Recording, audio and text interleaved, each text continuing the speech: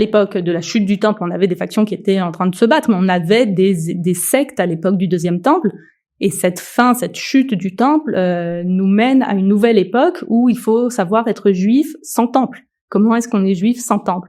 Et ceux qui avaient déjà pensé le judaïsme sans temple en établissant des prières, des synagogues, ce sont les pharisiens.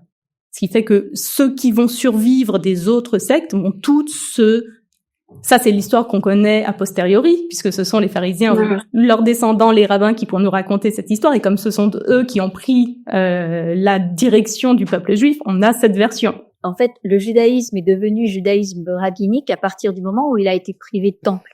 C'est-à-dire que le judaïsme tel qu'on le pratique, c'est un judaïsme sans temple.